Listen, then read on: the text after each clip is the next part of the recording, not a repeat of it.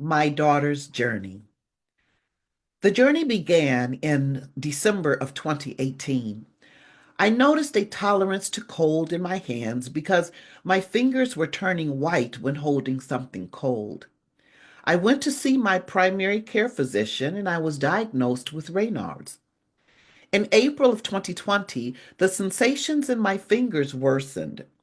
I started noticing my fingers would turn a maroon color, especially during moments of stress. I also noticed numbness and tingling in my right foot and arm.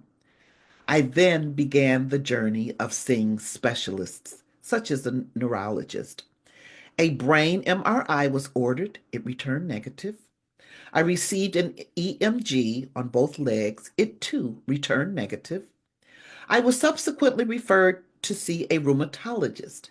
Lab work results returned indicated antibiotics for scleroderma were high. I was then referred for a second opinion by the University of Michigan, and the ELISA test proved negative. I was advised by U of M that the scleroderma test showed negative. However, my local rheumatologist said although the ELISA test was negative, she felt I did have scleroderma, but it was lying dormant. Due to this, I had to be watched closely with yearly heart echoes, pulmonary HTN, chest CT, and PFT to rule out interstitial lung disease. Now 2020 to 2022. I was scheduled to see the rheumatologist every 4 months to complete a pulmonary function test yearly, chest CAT scan, and heart echo yearly.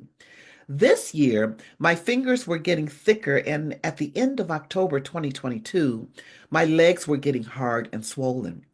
I developed severe pain in my right shoulder, and an MRI showed bone spurs.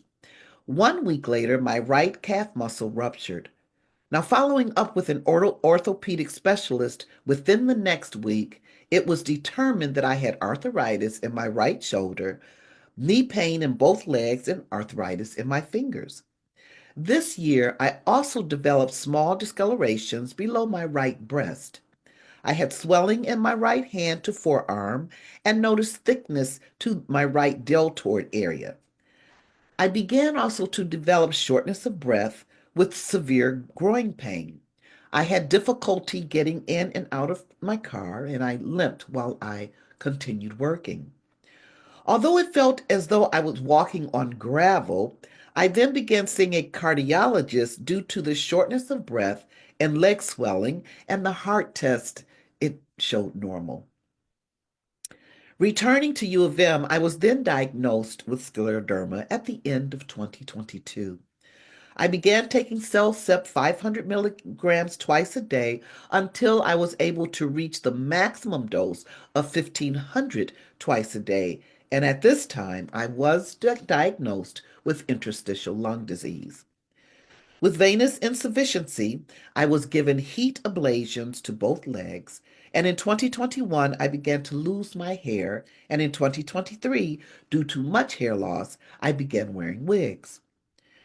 My journey continues, and today the swelling in my feet is much better with the support stockings.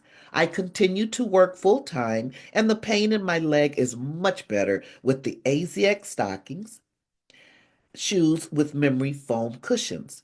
My skin is still tight and thick with contractures to my index and first fingers on both hands.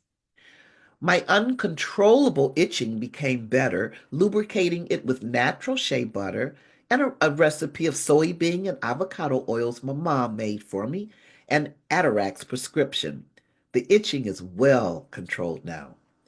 I am 2 shades darker than my normal complexion with salt and pepper discoloration on my stomach, back, arms, neck, and some parts of my legs. The discoloration is due to being an African American and the melatonin. 2024 to now. My lips have a different shape and appearance, and my ears have changed, with my forehead more pronounced. I've lost some eyelash and eyebrow. I want to add here that healthcare providers should watch how they deliver information and to deliver it with care. My perceptions of scleroderma started with this initial conversation I had with the doctor when delivering the news to me. I started my journey with fear and negativity because of how the information was presented to me. I demanded to see a new doctor because everyone deserves a health care provider that embodies care and compassion. We all deserve it. And if you don't have that, do not be afraid to speak up and seek another provider capable of empathy. Now, yes, more research is needed to discover the cure for those living with scleroderma. And also, more research is needed for clinical studies geared to address the BIPOC community living with scleroderma as well. My mom has become an advocate for scleroderma and rare disease, hoping to create public awareness and share information with those with scleroderma and that have limited resources. Scleroderma research is vital as it will bring about more clinical trial studies patients may avail themselves to. And the more research, the more the medical and scientific fields of study work together, the faster the cure will be discovered. Although this journey has not been easy, it is becoming easier every day. Through this, I have learned that beauty is in the eye of the beholder, and that is all that matters. True beauty resonates from the inside and shines onto the outside.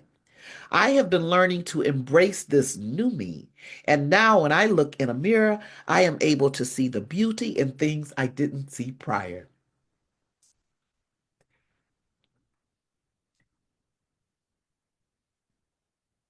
This process and journey has taught me to truly love the person I have become.